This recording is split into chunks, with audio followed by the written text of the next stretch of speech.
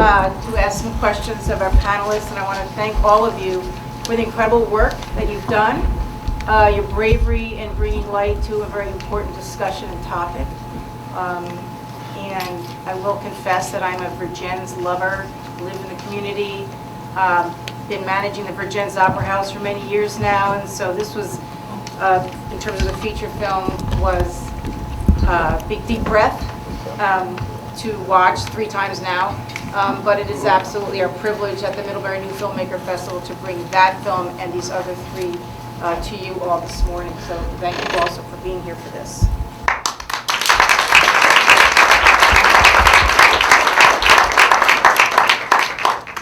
So why don't you just go down first from Chris onward and say who you are and your role in making the film and the film that you put together. Hello everyone, I'm Chris Spencer. I'm the director and producer on The Price of Safety. Woo! I'm Erin Wolcott, and I'm married to this guy recently, and I'm a producer on The Price of Safety.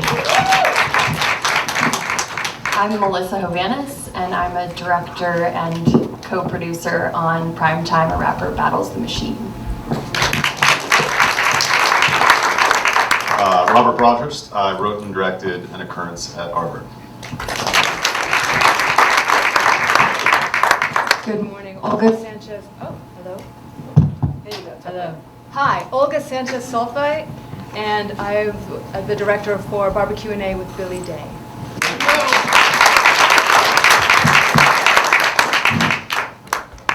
Well, welcome again to the stage. Robert, could you just push back a little bit so I can see everybody? That's perfect. That's great.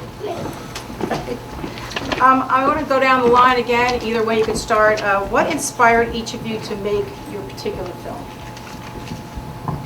Well, I think it's probably clear from watching the film what inspired us. There was a lot of tumult in the city of Virgins over the last year, in particular with city government, and as newcomers to the community, we moved into Virgins in June of last year. We kind of witnessed firsthand sort of what was going on, and we had a lot of questions, and so that really sparked us to just explore the topics further.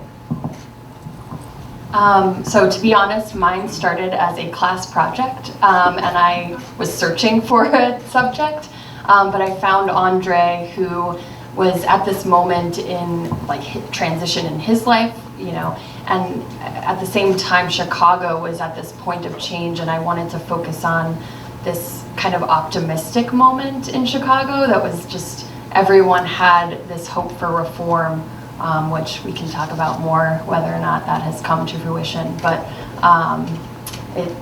so that's kind of what inspired my film. So many things inspired my film. I was raised in like a white suburb, and I didn't have a lot of African American education, history, any of that stuff. And it wasn't until like I had graduated college as an English major, years later, that I started reading James Baldwin. And he's obviously a genius, and everybody should read everything he's ever written.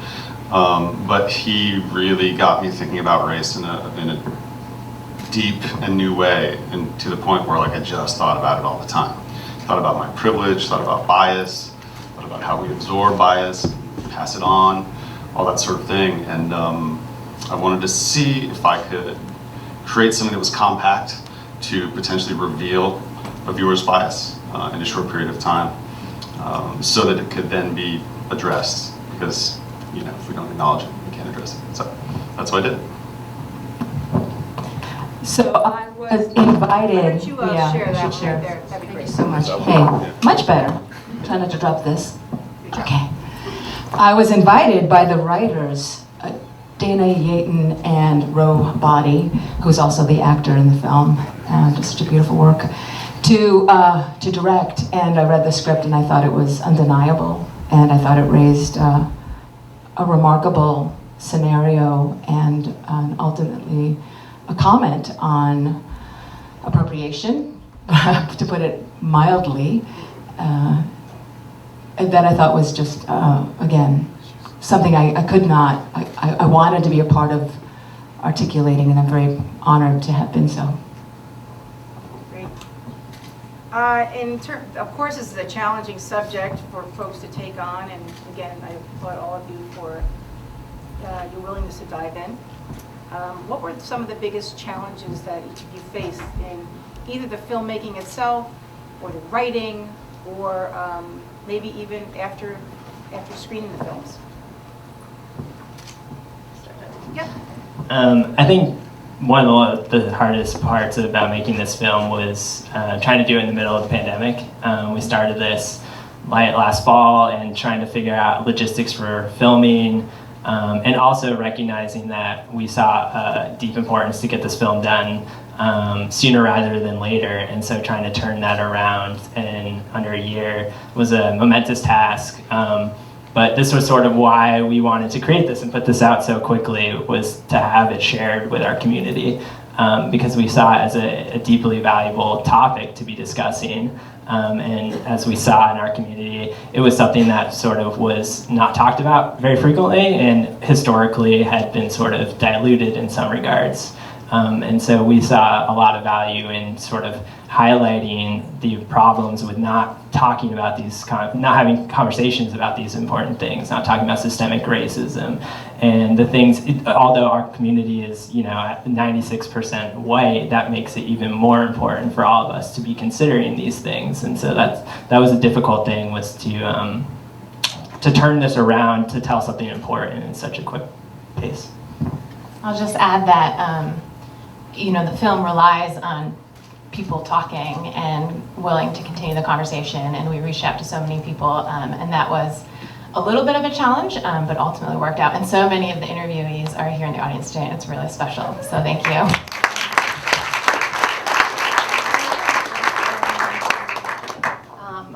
I'll say, I think a couple things were big challenges. First, it was like literally my first time ever using a camera or lighting equipment or anything, so learning how to do that, and I did it in like 10 weeks.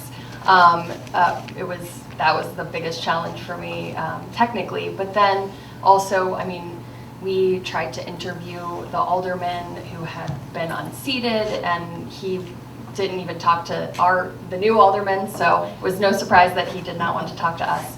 And it was also just difficult to really, how do you contain such a deep history of corruption and issues in policing and just within the city, in a way that can be kind of told through the eyes of Andre. So hopefully I sort of accomplished that, I don't know. There were so many challenges with this one. First, I wrote it in late 2018, shot it in early 2019. So for a long time, it was kind of met with the sort of resistance that we saw in your film. People just weren't interested. There was like a post-racial, but we had a black president sort of point of view. Why would you make me uncomfortable in this way? We're good.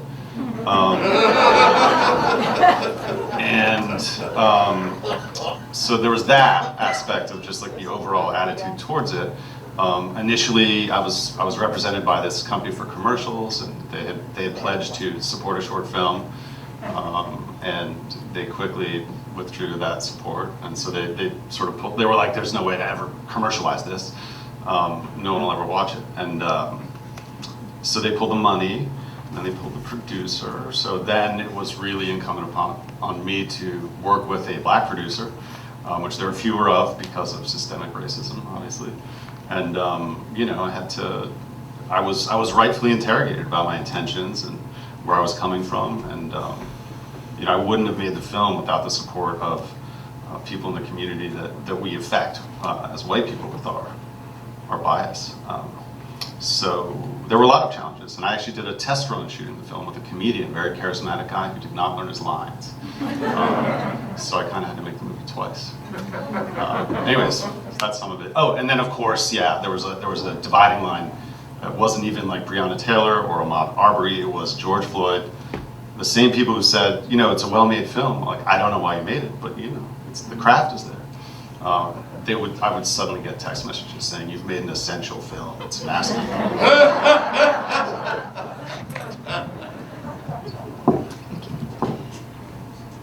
I wanted to toss in a comment before I answer that question, because one thing that I really appreciated about this screening this morning has been the cyclical nature of it and where we started and ended up, and I just thank you for that intentionality, whoever organized the narrative, the way the narratives flowed out through these 4 films. In terms of challenges, ours was a small project that came out of a pivoting because of the COVID.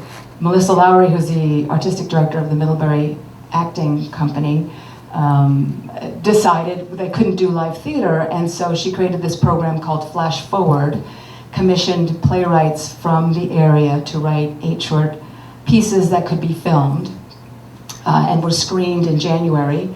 So these were shot last fall.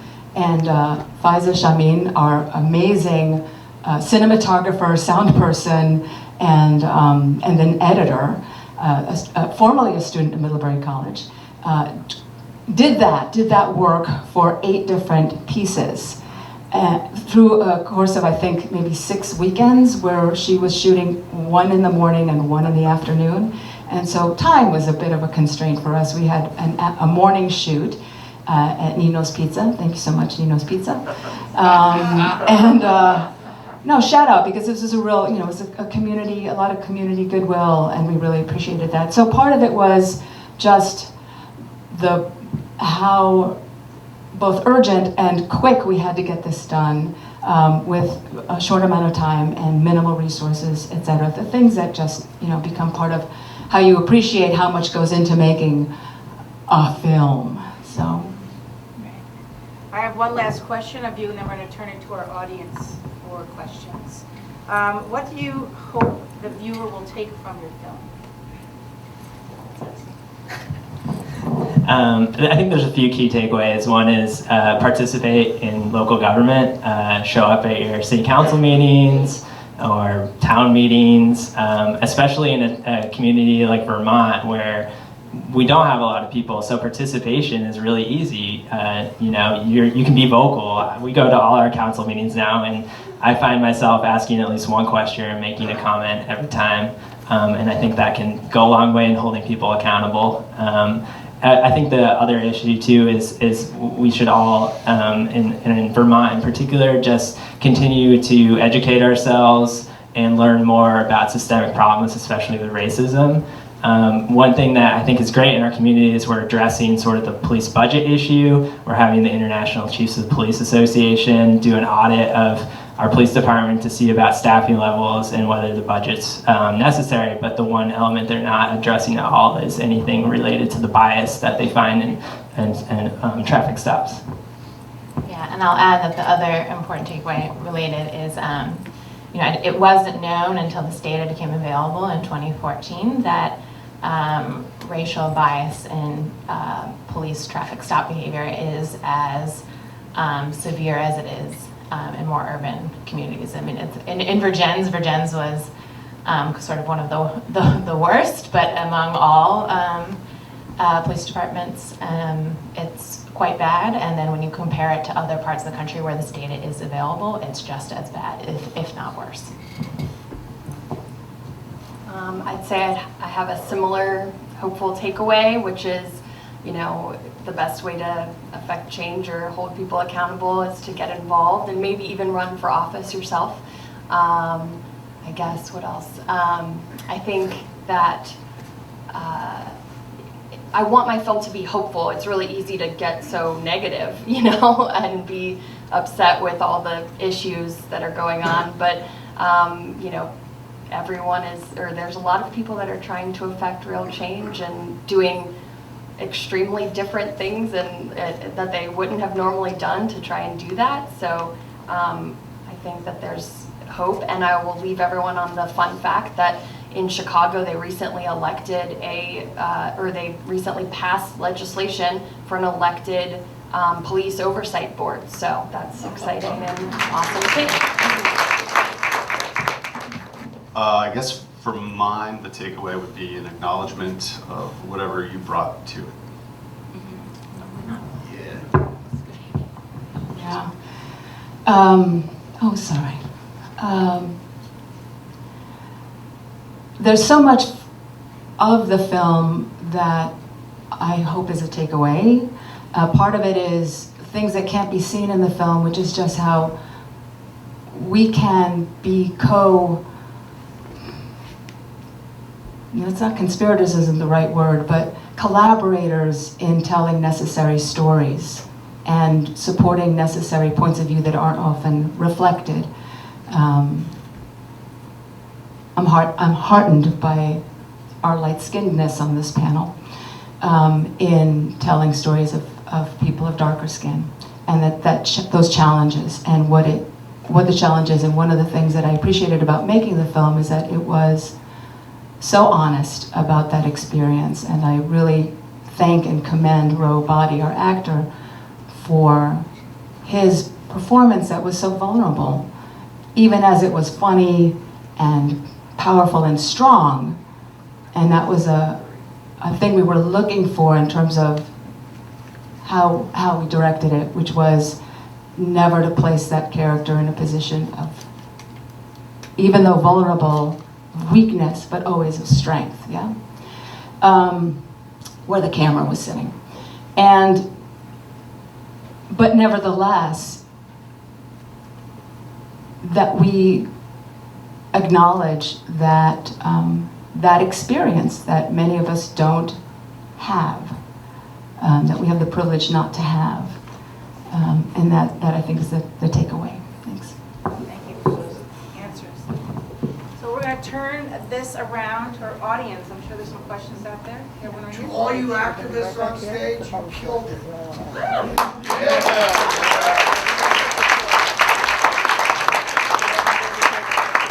To the festival, most intelligent grouping of films in the 6 years I've been coming. I'd like to turn to your and Melissa's work. This young actor just gave the best performance I've seen in the festival. I mean, what an actor. And Dana and Ro killed the script, killed it, because it's not only the adjectives you gave us, it's also clever and wily. And it's so smart. It turns a very old journal on its back. Way to go. They're in the audience. Wave. They'll sign autographs later. Is that a question over in the back here in the middle? Right there you go. Yeah. My question is for the price of safety. I was wondering about Northland's Job Corps. It's a big institution in Vergennes. Wasn't mentioned, wasn't shown in your drone photos, and I think there are a lot of minorities there. So does that have any impact on what you're talking about? So when this data came out in 2017, Stephanie Seguino and co-authors put out this report showing Vergennes was more likely to stop black drivers than white drivers, and that was the kind of the worst ratio in all of Vermont. There's a lot of pushback from the community and primarily elected officials in the police department that just couldn't be true. And one of the things that folks would cite is that there is the school, which has a lot of educates a lot of people from underrepresented groups, and so maybe that's why Vergennes is in that bar chart all the way off to the left. There's also pushback that's saying, oh, Vergennes is unique because there's a road going through it that goes through New York, and so when you're trying to measure the share of people being pulled over relative to the population, the authors were using the county. I'll try not to get into the weeds because I can't help it. But in any case, so those were things that were used. Just quickly, the authors updated their report this past year and are using traffic, not at accident traffics, the racial composition of not at accident traffic accidents, and finds in the last sort of bit that the bias is even worse than was previously documented. Right here. I'd love to comment on the first two shorts. Were absolutely brilliant, both of you. So well done. The acting was absolutely superb with both of your films. But I especially loved the first one because all I could think of was, oh my God, that could be my son in that apartment. He's that kind of kid. And when you left the ending like that, I'm going to be thinking about that for a long time. Really, really well done. Yeah, just to piggyback on that ending of the occurrence, I actually leaned over to my friend and said, did I hear shots or did I just imagine that? I mean, you left it so like, oh, Dog you barking. knew, but you didn't give it to us. That made it more powerful. Interesting. One more? Right here. So I have run for elected office in Middlebury, and Middlebury talks about mental health crisis. You know, and I think there's another story, you know, to tell about policing in response to that, because they argue that they're needed in terms of responding to an escalated crisis we have in mental health laws. So that's one thing. And then, of course, we have a large migrant worker population here in Addison County. They don't have good cars, you know, so they're more likely to be stopped. It's an equity issue because they have a broken taillight, or they don't, you know, drive well because they're still learning to drive, so they're more prone, perhaps, to being stopped for those reasons. And I think that's something worth exploring. So I'll chime in for the last one. So the author, Stephanie Seguino, finds that people of color are more likely to be stopped, and once they're stopped, more likely to be searched, but are less likely to have been found with contraband. So I think that sort of speaks to some concerns you may have. Do you want to take the first one? Yeah, I would say in regards to your first point about looking at mental health crisis, I would wholly agree. I think probably a majority of calls that police officers respond to are mental health crisis. I know the CRBC in Virginia had the Rutland Citizen Review Board had come and have a conversation about how they were founded, and they've been around for I think 20 years now. And he mentioned that in Rutland, for instance, I think it was over 80% of the calls the police was responding to was mental health crises. And so they started to actually house a lot of mental health support staff in the police department to help respond to calls, so it wasn't always put on police. And I think that kind of leads to this idea of when we think about what could be an alternative to the situation we find ourselves in now, I think more often than not we've leaned on police to sort of provide not only safety, mental health response, and all sorts of multitude of issues. And I think that's overwhelming to police officers, and it's stressful. And I think we need to find better ways to address that and figure out ways maybe just shift money in different directions to help accommodate where needs are actually had.